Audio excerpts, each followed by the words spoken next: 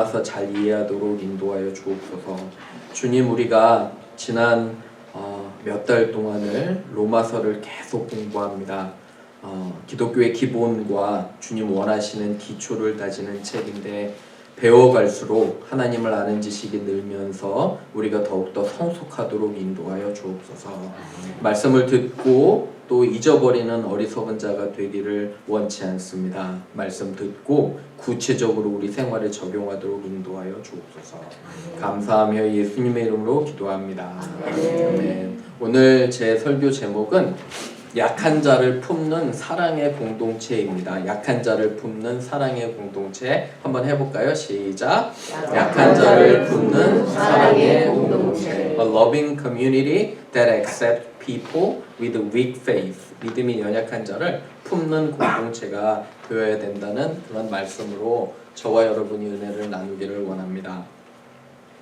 에릭 에릭슨이라는 사람이 있습니다. 아주 유명한 교육학자고 철학자입니다. 혹시 여러분들 들어보셨어요? 전에? 에릭 에릭슨 아주 유명한 사람입니다. 특히 발달 심리학에서는 대가고 대부분의 선생님이 되려면 이분의 이론을 꼭 배워야 됩니다. 선생님과 교육자, 아이를 키우는 사람들도 이분의 책이 아주 중요해요. 그래서 인간의 발달을 8단계로 나눈 아주 유명한 심리학자입니다. 여러분, 인간의 발달이 8단계로 구별이 되는데 특별히 몇 가지 예를 들면 아이가 막 태어납니다. 그러면 이분은 처음 아기가 태어났을 때를 어떻게 정의하냐면 trust와 mistrust로 정의한다고 합니다. 무슨 말이냐면 엄마가 있고 아빠가 있고 자기가 배고플 때 우유를 주고 모유를 주는, 기저귀가 젖었을 때 기저귀를 갈아주는 누군가가 있으면 신뢰가 형성이 되는 거예요. 그죠? 이해가 쉬우시잖아요. 그죠? trust가. 그런데 만약에 아이가 기저귀가 갈아야 되고 배가 고픈데 누군가 그 필요를 채워주지 않으면 심리적으로 굉장한 어려움을 겪는다는 거예요. 나중에 커서도 계속적으로 불안증과 사람을 믿지 못한다는 게 첫 번째 단계입니다. 아이가 좀 커서 청소년이 되면 정체성을 확인해야 되고요. 조금 더 크면 우리 교회에 청년들이 있듯이 청년기가 다가옵니다. 청년기에는 아주 중요한 과제가 있는데 뭐냐면 이제 데이트 상대를 찾기 시작하는 거예요. 그리고 자기의 직업을 찾기 시작하고 이런 단계를 잘 넘어가면 건강하게 되는데 건강하게 못 되면 고립이라고 정의를 해요. 이분은 isolation. 그런 단계가 지나고 여러분과 또 이제 저는 중년이고 그죠? 여러분들은 60대 초반 많으신데 그때가 되면 generosity하고 stagnation이라는 그런 단계가 온다고 합니다. 사람이 여러 가지 열심히 살고 성취를 하면 사람들에게 너그럽게 된대요. 그때쯤에. 그런데 반대로 내 삶에 내가 무엇인가 이루지 못하면 불평과 불만이 있다는 그런 이론을 이렇게 제시해서 8개 단계로 합니다. 그런데 제가 왜 이걸 말씀드리냐면 8개 단계들이 사람마다 달라요. 어떤 사람은 빨리 진행이 될 수도 있고요. 어떤 사람은 천천히 진행될 수도 있는데 한국 사람은 어떨까요? 모든 게 빨라야 돼요. 빨라야 돼요. 제가 통역하는 효성의 직원들도 미국 사람들이 한국말 하나도 못하는데 하나 배웠어요. 뭔지 아세요? 빨리빨리.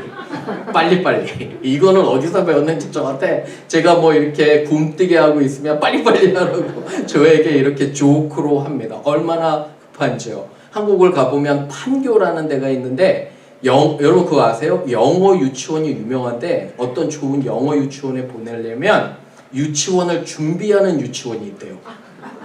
그럼 도대체 몇 살에 유치원을 준비하는 유치원을 보내야지 그 좋은 유치원에 들어가는지 머리가 막 헷갈려지더라고요. 저도 얼마나 급하고 조급하고 빠른지 저 자신도 그렇고. 그래서 오늘 이걸 볼 때 우리가 믿음도 마찬가지예요. 사랑하는 여러분, 어떤 사람은 성숙의 속도가 빠를 수가 있어요. 그렇잖아요. 그죠? 그때 어떤 사람은 늦을 수밖에 없어요. 자기의 시간에 따라서 그분은 하나님께서 일하시는 거예요. 맞나요? 그죠? 그런데 우리는 기다리지는 못해요. 교회 안에서 비판하고 또 불평과 원망하는 것을 하나님께서는 원하지 않으세요. 그래서 오늘 로마서 말씀을 통해서 그 부분을 한번 우리가 짚어보고 묵상하기를 주님의 이름으로 축원합니다. 첫 번째는 믿음이 약한 사람들을 품는 사랑의 공동체를 만들어야 합니다. We should make a loving community that accepts people with weak faith. 믿음이 약한 사람들 품어야 돼요. 1번 읽어봅니다. 시작. 믿음이 약한 사람들을 품는 사랑의 공동체를 만들어야 합니다. 아멘. 14장 1절 보세요. 믿음이 연약한 자를 이라고 나오죠. weak faith, 그죠? 믿음이 연약한다는 건 뭐예요? 그 안에 믿음이 강한 사람도 있었겠죠. 그죠? 로마 교회 안에 믿음이 강한 사람이 있고 약한 사람이 있어서 같이 살면 되는데, 여기 보면 문제가 되는 게 뭐냐면 그의 의견을 비판한다는 거예요. 이 사람들을 경멸한다는 거예요. 여기 표현에. 그리고 낮게 여기고 우습게 여기고 업신여긴다는 거예요. 그런데 사도 바울 선생님이 우리에게 얘기해 주는 것은 믿음이 연약한 자를 너희가 뭐하돼요? 여기 받되. 그 표현 보이시죠? 그죠?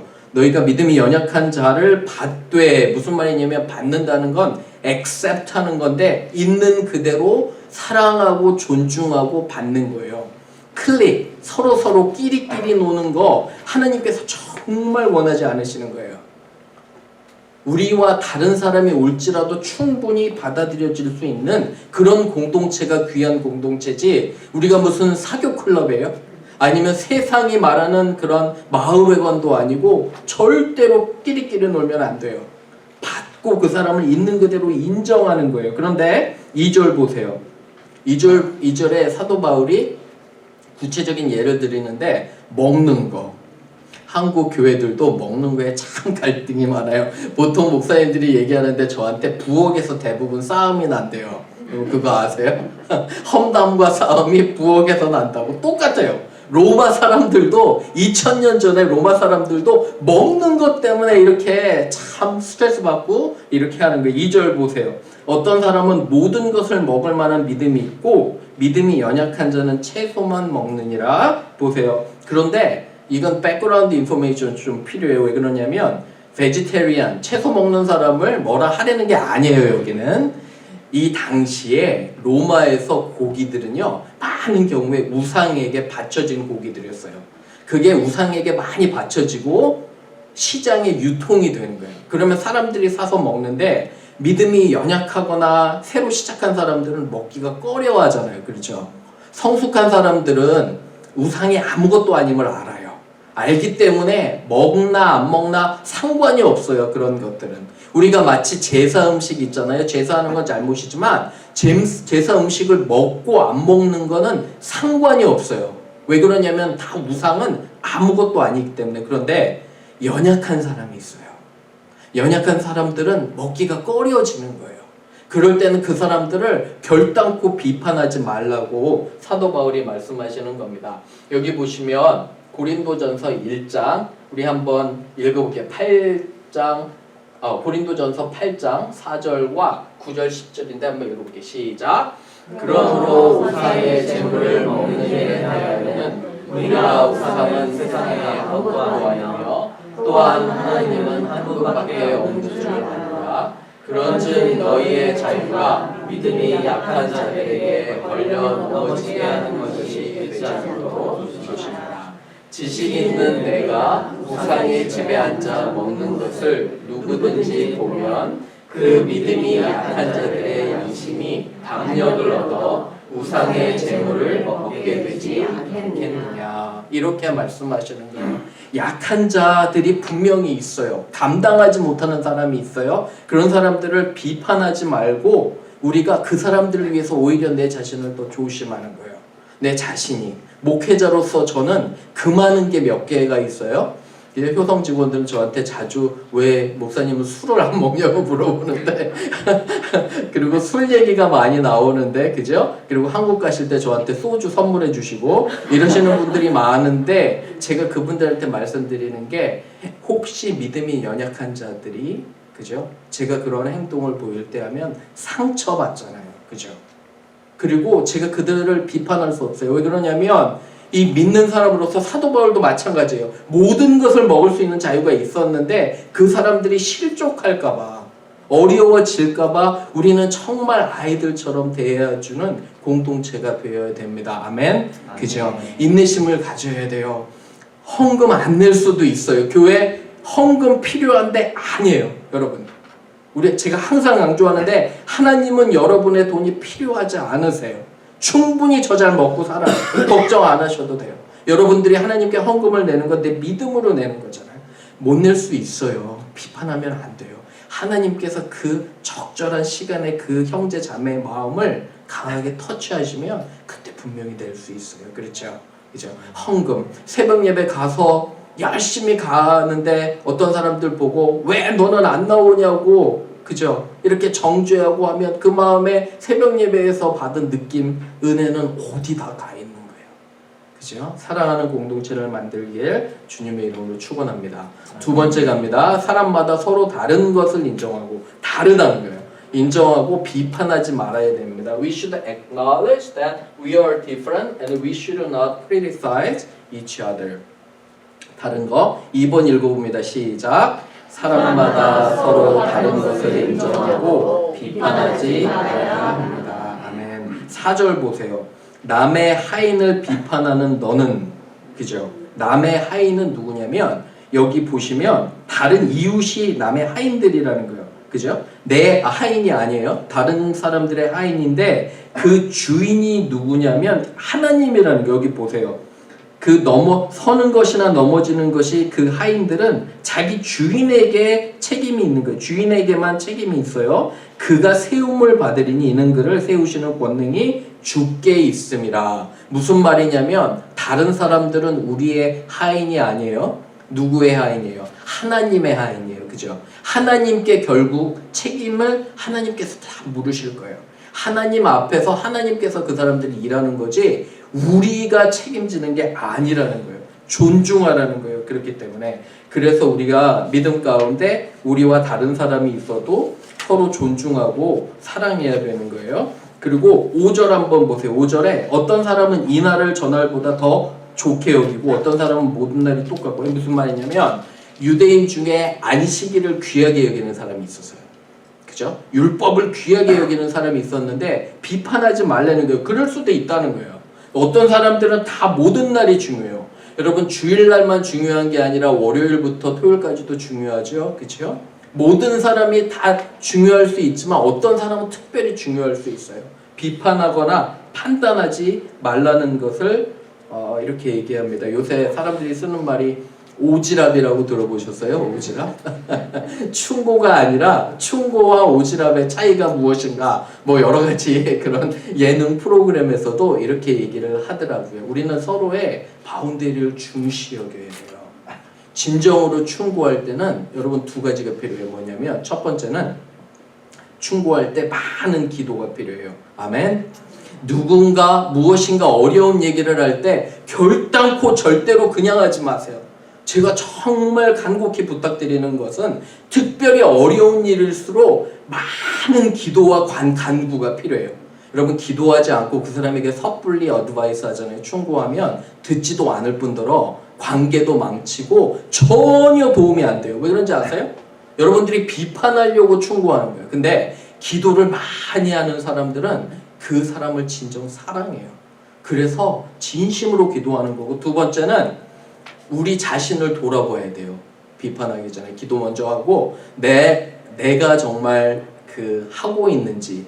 내로남불이라는 말도 들어보셨죠? 그죠? 내가 하면 항상 어떻게 로맨스가 되고 남이 하면 불륜이에요. 우리는 우리 중심으로 생각하기 때문에 비판이 너무 쉬워요. 주님께서 마태복음 7장 2절 3절에 이렇게 말씀하세요. 읽어볼게요. 시작. 너희가 비판하는 그 비판으로 너희가 비판을 받을 것이요 너희가 헤아리는 그 헤아림으로 너희가 헤아림을 받을 것이니라. 어찌하여 형제의 눈 속에 있는 티는 보고 내 눈 속에 있는 들보는 깨닫지 못하느냐. 아멘. 그죠? 이 들보라는 말이 필러예요. 필러. 기둥. 건물을 받치고 있는 기둥이 그만큼 큰 실수가 너한테 있으면서 너는 형제의 티끌을 보냐, 그런 아주 재미있는 비유적인 표현인데 마찬가지예요. 우리 자신을 돌아봐야 돼요. 그죠? 교회를 왜 섬기지 않느냐고요? 내가 섬기면 돼요. 교회 부족한 게 있냐고요? 내가 가서 하면 돼요. 성숙하고 지혜로운 사람들은 내가 덮어주는 거예요. 좋은 부부들은 약점이 없는 부부가 아니에요. 잘 아셔야 돼요. 좋은 부부들은 약점이 많아도 서로가 서로를 덮어주는, 그죠? 저희 청년들한테도 제가 얘기해요. 결혼하기 전에 룸메이트와 사는 거와 똑같다고. 웬만하면 깨끗한 사람, 자기 관리 잘하는 사람을 해야지 룸메이트 만나서 30-40년 고생한다고 이렇게 조크로 얘기는 하지만 서로 배려하고 남을 위하는, 나보다 남을 먼저 놓는 게 진정한 배려예요. 그게 성숙이고 인내임을 고백합니다. 아멘. 그죠? 비판하지 말고 사랑하는 여러분 되기를 주님의 이름으로 축원합니다. 마지막 세 번째로 정리합니다. 우리가 사는 목적은 모두 예수님을 위한 것이에요. The purpose of our lives to glorify Jesus with our words and action. 모든 것이 주님을 위한 것임을 고백합니다. 거기 말씀 한번 보세요. 8절 한번 가볼게요. 8절 보시면 우리가 살아도 누구를 위해서요? 주를 위해. 하나님이라는 거예요. The Lord. 살고 죽어도 누구를 위해서요? 주를 위해서 죽나니 그러므로 사나 죽으나 우리가 주의 것이로다. 아멘. 그죠? 이를 위해서 그리스도께서 형제 자매를 위해서 돌아가셨고 살아나셨다는 거예요. 근데 10절에 톤이 아주 강해요. 바울이. 왜 톤이 강하냐면 어찌 주님을 사랑하는 형제를 내가 감히, 이런 말이에요. 내가 감히 업신 여기느냐. 여기 보세요. 비판하느냐. 어찌 내 형제를 업신 여기느냐. 무슨 말이냐면 하나님이 그의 아들의 피를 주고 값주고 산 형제 자매를 내가 감히 어떻게 업신 여기고 비판하느냐. 이렇게 얘기를 하는 거예요. 그렇죠? 그리고 우리 자신이 직접 하나님께 고한다는 것들을 보게 됩니다. 여러분, 내가 하나님과 가깝잖아요. 여러분들이 말씀과 기도로 충만하면 사람들에게 너그러워져요. 맞는 것 같으세요? 누가 실수를 해도 내가 그게 잘 안 들어와요. 넉넉해져요. 하나님과 가까우면. 그런데 제가 발견한 영적 원리는 하나님과 멀어지잖아요. 모든 게 불평불만이 쌓여요. 내 옆에 있는 사람이 무엇을 해도 그게 거슬려요. 교인들이 어떤 얘기나 어떤 행동을 해도 내가 굉장히 거슬리는데 그럴 때는 뭘 점검해야 되냐면 나와 하나님과의 관계를 점검해야 돼요. 내가 주님의 충만한 사랑으로 가득 차 있으면 저도 마찬가지예요. 여러분 그거 아세요? 목회자들도 설교에 쓴뿌리가 있는 설교가 있어요. 제가 정말 조심하는 게 뭐냐면 제가 행복하지 않잖아요. 그리고 제가 만족하지 않으면 그게 제 설교에 나타나요.